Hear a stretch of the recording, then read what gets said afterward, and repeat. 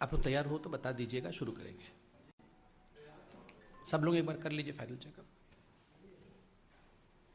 एक सेकेंड आप लोग कर लीजिए।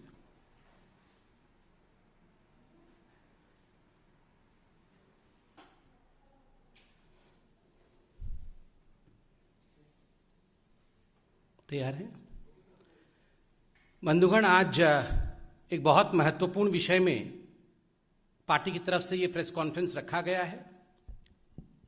मुख्यतः दो विषयों पर चर्चा करेंगे। किस प्रकार केरल में आज पूरे हिंदुस्तान का 50% से अधिक कोरोना के केसेस केरल से आ रहे हैं। किस प्रकार राजस्थान में भी कोरोना के नियमों का मंत्रीगण खुद ही धज्जियां उड़ा रहे हैं। और अंत में राहुल गांधी जी ने जो कुछ सवाल पूछे हैं, उन सवालों के भी जवाब आज प्रेस कॉन्फ्रेंस के माध्यम से दिया जाएगा। बंधुगण, आज अखबारों में एक बहुत ही महत्वपूर्ण सवाल और एक बहुत ही महत्वपूर्ण विषय को उठाया गया है कि आज केरल में आखिर क्या हो रहा है। आज आंकड़ों के माध्यम से केरला के अंदर 22,000 केस एक दिन में कोरोना के आए हैं, उस विषय को छापा है। आप सोचिए, एक दिन में 22,000 केस आए हैं केरल में कोरोना के। और आज अखबार ने यह भी लिखा है कि ऐसा प्रतीत होता है मानो ये सेकेंड वेव नहीं हो, एक और वेव आरंभ हो चुका है केरल के अंदर। तो ये बहुत ही गंभीरता का विषय है, बहुत ही चिंता का विषय है। क्या हम एक और वेव की ओर बढ़ रहे हैं? इसके लिए जिम्मेदार कौन है? देखिए, केरल में जून 6 के बाद आज सर्वाधिक केस आए हैं। आज राज्य में 22,000 केस आए हैं। इससे पहले जून 6 को तमिलनाडु में 20,421 केस थे। उसके बाद किसी भी राज्य में अगर सर्वाधिक केसेस आए हैं जून 6 के बाद, तो वो केरल राज्य है। केरल में भी मई 29 के बाद ये सर्वाधिक केस है। इससे पहले केरल में भी विषय कंट्रोल की तरफ बढ़ रहा था, मगर कहीं ना कहीं कुछ ऐसा हुआ है, कहीं ना कहीं कुछ गलती केरल सरकार से हुई है, जिसका नतीजा यह हुआ है कि आज पूरे हिंदुस्तान का सर्वाधिक केस केरल से निकल रहा है। विगत 4 हफ्तों में, in the last 4 weeks, the case load in Kerala is consistently increasing. विगत 4 हफ्तों में जो केस लोड कोरोना का है केरल में, वो लगातार बढ़ते जा रहा है। और जो पॉजिटिविटी रेट है कोरोना का केरल में, वो आज बढ़ करके 12.35% हो गया है। यह अपने आप में चिंता का विषय है। आज केरल में इन 22,000 सिंगल डे केस को ऐड करके अगर हम देखें, इसका योग करके हम देखें, तो कुल मिलाकर जो केस संख्या केरल में है वो 33 लाख है। 33 lakh people in Kerala today have suffered from corona, including the 22,000 people who have tested positive yesterday. बंधुगण, ये देश का दूसरा राज्य बनता है महाराष्ट्र के बाद। महाराष्ट्र में 62 लाख लोग हैं जिनको कोरोना हुआ है और केरल में 33 लाख हैं। तो स्वाभाविक रूप से चाहे महाराष्ट्र हो चाहे केरल हो, ये चिंता का विषय है कि जब देश सेकेंड वेव से उभरा है और थर्ड वेव कैसा नहीं आए, how to prevent third wave, इस पर पूरे देश में चर्चा हो रही है और यह चिंता का विषय है। ऐसे में what is the carelessness of the Kerala government that we see such kind of case load rise? क्या गड़बड़ी हुई है केरल में, यह जानना पड़ेगा। आपको पता होगा कि बीच में कांवड़ यात्रा के समय एक बहुत बड़ी चर्चा देश के मीडिया में और देश के राजनीतिक हलकों में हुई थी, और ये चर्चा थी कि कांवड़ यात्रा को बंद करना चाहिए। देखिए, बहुत ही दायित्ववान बनते हुए, बहुत ही जिम्मेदारी के साथ, चाहे उत्तराखंड की सरकार हो चाहे उत्तर प्रदेश की सरकार हो, किस प्रकार से लोगों के जान को बचाना है, इस विषय को लेकर इन दोनों सरकार आगे बढ़ी। सुप्रीम कोर्ट ने जो भी हिदायतें दी उसका पालन किया गया, मगर बकरा ईद के समय जो रिलैक्सेशन 3 दिन का केरल सरकार ने दिया, उस पर सुप्रीम कोर्ट ने भी चिंता जताई थी। और सुप्रीम कोर्ट ने कहा था, we direct the Kerala government to give heed to article 21, read with article 144 of the constitution of India and follow our orders given in the Kanwar Yatra case. Kanwar यात्रा में हमने जो हिदायतें दी है, हमने जो फैसला सुनाया है, केरल सरकार को चाहिए कि वो उन हिदायतों का, उन एडवाइजेस का और उस फैसला का पालन केरल में भी करे बकरा ईद के समय। मगर दुख के साथ मुझे कहना पड़ रहा है, तुष्टीकरण की राजनीति जीती और सुप्रीम कोर्ट के इस हिदायत को केरल की सरकार ने पालन नहीं किया। नतीजा 22,000 केस आज केरल के अंदर आए हैं। नतीजा आज केरल एक दूसरे वेव की ओर बढ़ रहा है। ये तुष्टीकरण आप सोचिए किस हद तक हमारे राजनेताओं को क्या क्या करा सकता है। मुझे तकलीफ हो रही है कहते हुए कि आज कोई भी ऐसा पॉलिटिकल पार्टी नहीं है बीजेपी को छोड़कर जो केरल के इस परिस्थिति पर चिंता व्यक्त करे और जो केरल को और हमारे तथाकथित लिबरल पॉलिटिशियंस को, जो तुष्टीकरण की आड़ पर अपने आप को लिबरल कहते हैं, उनको आईना दिखाने का काम करे। मैं धन्यवाद करता हूं मीडिया का, जिन्होंने इस विषय को आज अखबार के माध्यम से और आज न्यूज के माध्यम से उठाया है और हमें जागरूक करने का काम किया है। ठीक उसी प्रकार आप राजस्थान में देखिए, आपको जान के आश्चर्य होगा कि राजस्थान में उनके जो स्वास्थ्य मंत्री हैं, खुद स्वास्थ्य मंत्री रघु शर्मा जी, वो कल अपना जन्मदिन मनाते हुए इंदौर के ऑडिटोरियम में, इंदौर शहर के ऑडिटोरियम, एक इंडोर ऑडिटोरियम है राजस्थान में, तो उस इंडोर ऑडिटोरियम में वो अपना जन्मदिन मना रहे हैं और सैकड़ों लोगों को उन्होंने उसमें हाजिर किया है। अभी यह भी मीडिया में चल रहा है कि मंत्रिमंडल का फेरबदल राजस्थान में हो सकता है। तो शक्ति प्रदर्शन करने के लिए कि हमारे पास ज्यादा लोग हैं, यह दिखाने के लिए रघु शर्मा जो स्वास्थ्य मंत्री हैं, वो जिस प्रकार का व्यवहार कर रहे हैं, सैकड़ों लोगों को कहीं ना कहीं वो खतरे में डाल रहे हैं कोविड रिस्ट्रिक्शंस हटा करके। स्कूल कॉलेजेस राजस्थान में बंद है, किंतु आप देखिए राजस्थान में खुद स्वास्थ्य मंत्री और उनकी सरकार लोगों की जान को खतरे में डाल रही है। और वैसे में आज राहुल गांधी और कुछ विपक्ष के नेता जब सवाल पूछने संसद के पटल को छोड़ करके संसद के बाहर आते हैं और सवाल पूछते हैं, तो इन सवालों का जवाब जनता भी देना चाहती है और हम भी चाहते हैं इन सवालों का जवाब राहुल गांधी को दिया जाए। राहुल जी, आपने कहा कि आज पूरा विपक्ष जो है, वो पूरा विपक्ष आज एक हो गया है और एक होकर ये कुछ सवाल पूछ रहा है।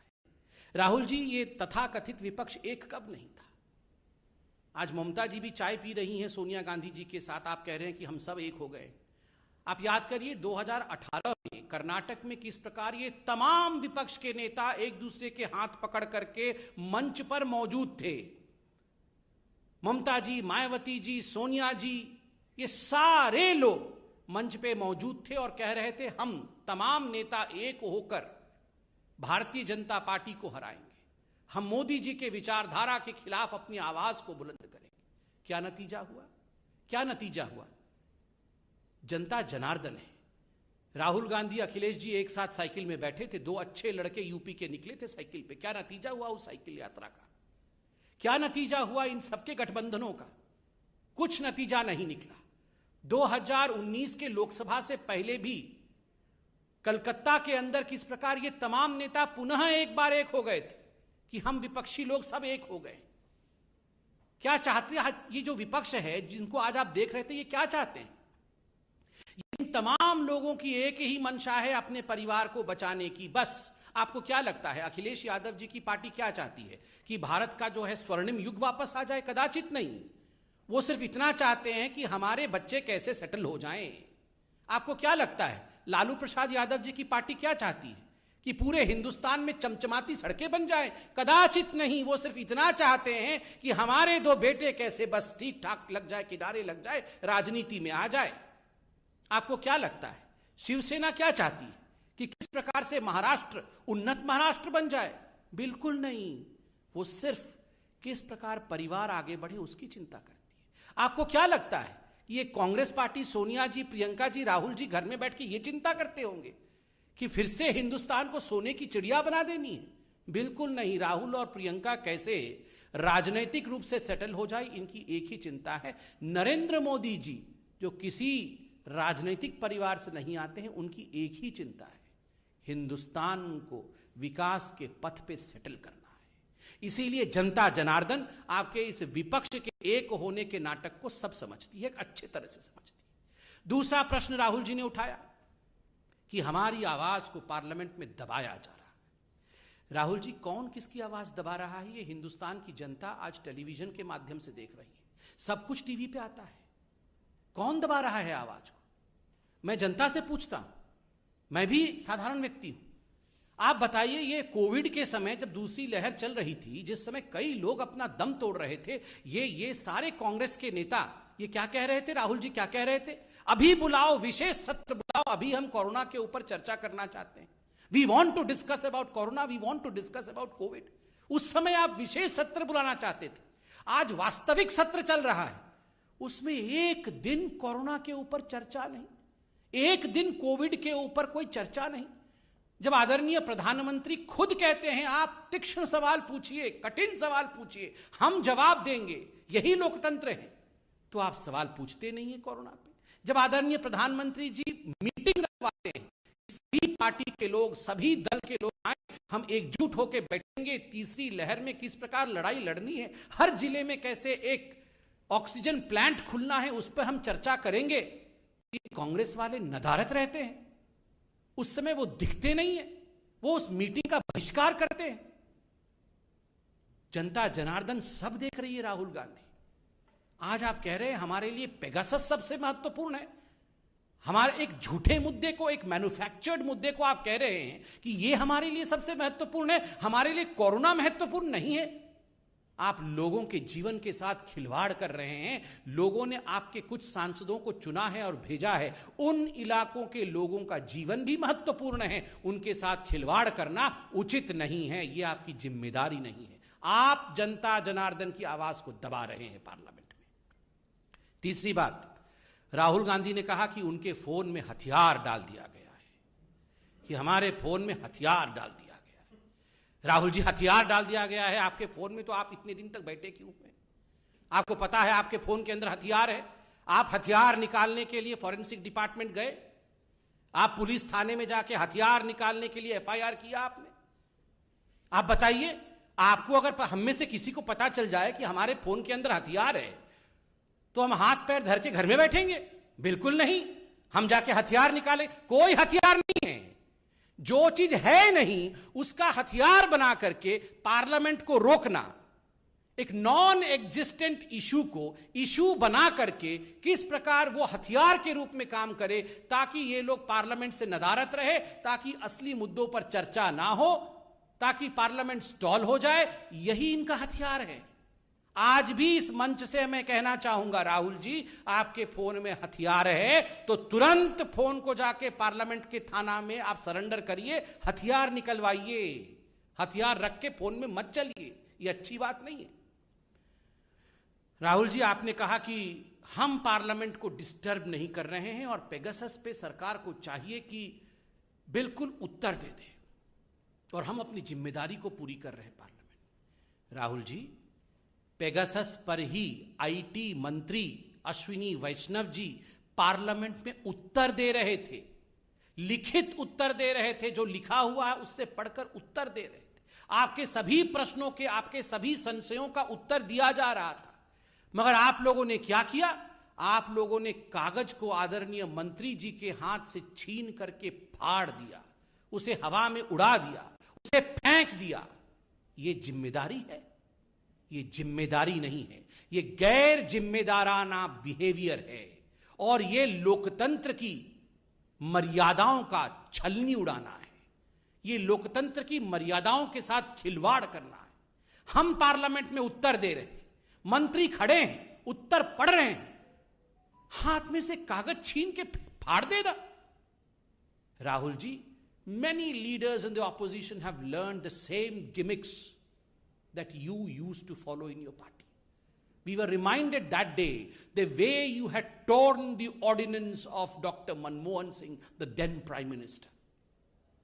उस समय के प्रधानमंत्री डॉक्टर मनमोहन सिंह जी के ऑर्डिनेंस को आपने जिस प्रकार फाड़ करके कागज को उड़ाया था ना, ठीक उसी प्रकार आपसे सीखकर आज कुछ आपके अनुयायी मंत्रियों के कागजों को संविधान के सबसे बड़े मंदिर के पटल पर फाड़ कर फेंक रहे हैं। ये जिम्मेदारी नहीं है। This is irresponsibility. But by the way, Rahul and responsibility can never travel together. Rahul means irresponsibility. Rahul का अर्थ ही irresponsibility. बंधुगण, ये सारे प्रश्न बहुत महत्वपूर्ण हैं. हर विषय पर अगर कहीं चर्चा होनी चाहिए, सख्त से सख्त अगर सवाल कहीं पूछना चाहिए, ये आदरणीय प्रधानमंत्री जी ने फर्स्ट डे बताया, पहले दिन में सत्र में बताया कि पार्लियामेंट में होना चाहिए. पार्लियामेंट पूरा हिंदुस्तान आज टीवी के माध्यम से देखती है. क्या हो रहा है पार्लियामेंट में? कागज उड़ाया जा रहा है, प्लेकार्ड्स दिखाए जा रहे हैं. आज जनता पूछती है कोविड पे चर्चा ऑपोजिशन क्यों नहीं कर रही है. We expect the opposition, we expect particularly the Congress party and Rahul Gandhi to be responsible. यही हमें कहना था. कोई प्रश्न हो तो अवश्य पूछे.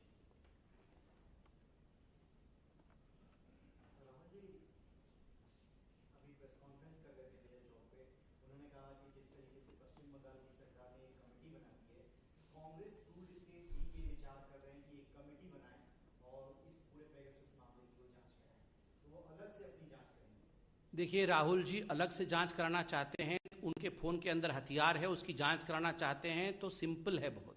अपने फोन को फॉरेंसिक डिपार्टमेंट में दे दे, पुलिस में एफआईआर कराएं और कहें कि मेरे फोन में हथियार है. ये एफआईआर करते नहीं. आपके फोन में अगर हथियार होगा आप एफआईआर करेंगे ना. उनके फोन में हथियार है, वो बोल रहे हैं मैं जानता हूं मेरे फोन में हथियार है, मगर मैं कंप्लेंट नहीं करूंगा, केवल प्रेस कॉन्फ्रेंस करूंगा. ये कमाल की बात है.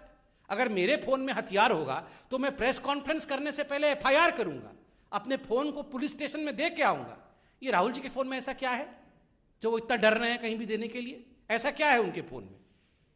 और राहुल जी की क्यों कोई जासूसी कराएगा? क्यों जासूसी कराएगा राहुल जी की? आप बताइए. इनसे तो कांग्रेस पार्टी ही नहीं चल रही है. इनका कौन जासूसी कराएगा? क्या हो जाएगा? कौन सा ज्ञान मिल जाएगा इनका जासूसी करा करके? कोई किसी की जासूसी नहीं करा रहा है. इसको स्पष्ट रूप से मंत्री जी ने उत्तर दिया है. दुखद है कि उनके उत्तर को फाड़ करके फेंक दिया गया. और राहुल जी, आप जांच कराना चाहते हैं, अपनी फोन की जांच कराइए, जाके बिल्कुल जांच कराइए. स्वतंत्र देश है.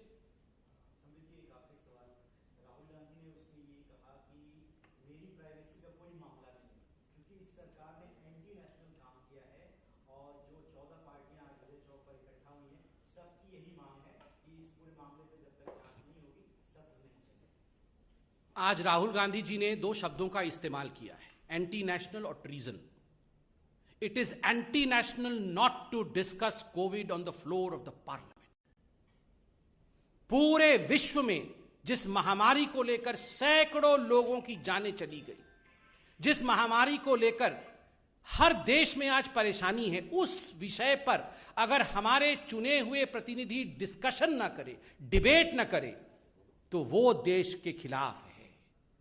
और जो भी इस डिस्कशन को होने से रोकता है, कहीं ना कहीं वो देश के ऊपर आघात करता है. आज रवि जी, अब मैं सबको बता दूं जो टीवी देख रहे हैं, जिन्होंने ये प्रश्न पूछा वो खुद इतने बीमार थे कि आज मैं भगवान को नमन करता हूं कि आज वो हमारे साथ हैं, अच्छे स्वास्थ्य के साथ हैं. और ईश्वर आपको इसी प्रकार स्वास्थ्य प्रदान करे, 100 साल आप रहे. मगर आज राहुल गांधी जी ने अपने प्रेस कॉन्फ्रेंस में एक पत्रकार के साथ जिस प्रकार का बर्ताव किया है, जिस प्रकार का बिहेवियर किया है, दैट इज कंडेमनेबल. एक पत्रकार को कहा मुझे पता है आप कैसे काम करते हैं, आप डिस्टर्ब मत करिए, आप चुप रहिए. ये पत्रकारों के साथ ऐसी बात की जाती है? ऐसी बात नहीं होती है राहुल जी. आपको इस प्रकार का व्यवहार किसी भी पत्रकार के साथ नहीं करना चाहिए. और रवि जी, आप बैठे हैं, आप खुद बताइए, आप कोरोना से गुजरे हैं. मैं चाहता हूं कि आप लोग सब बताइए, कोरोना पे डिबेट डिस्कशन होना चाहिए कि नहीं पार्लियामेंट? किस प्रकार से ऑक्सीजन हर जिले में लगे, इसकी चिंता होनी चाहिए कि नहीं? कोई चर्चा करने नहीं दे रहा, कागज फाड़ा जा रहा है.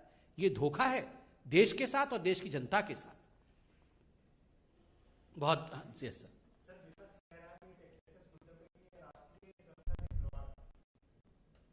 देखिए, आज विपक्ष कहीं ना कहीं, और खास करके राहुल गांधी, कहीं ना कहीं there is a bankruptcy in the thought process. आज इस देश के सामने सबसे बड़ा मुद्दा कोई है तो वो किस प्रकार थर्ड वेव को प्रिवेंट करना है, किस प्रकार वैक्सीनेशन को सुचारू रूप से पूरे राष्ट्र में चलाना है, किस प्रकार से कोरोना को लेकर ऑक्सीजनेशन की तैयारी करनी है. यही आज राष्ट्र के लिए सबसे बड़ा मुद्दा है. और अगर हमारे प्रतिनिधि, हमारे मेंबर ऑफ पार्लियामेंट, हमारे सांसद ये सब डिस्कशन नहीं कर पाए और एक नॉन एग्जिस्टेंट विषय जिस पर कि जिन्होंने स्टोरी किया है वो खुद कंफ्यूज्ड हैं, वो स्पष्टता के साथ कुछ बता नहीं पा रहे हैं। जो कह रहे हैं कि हमारे फोन में हथियार है, वो अपने फोन को जांच के लिए देने के लिए तैयार नहीं है। आप पूरे पार्लियामेंट को, पूरे देश को उन विषयों पे बरगला नहीं सकते हैं। सारे विषयों पे आप चर्चा पार्लियामेंट पे करिए, सारे विषयों पे, किसी विषय पे चर्चा करने से कोई रोक नहीं। बहुत बहुत धन्यवाद। Thank you so much.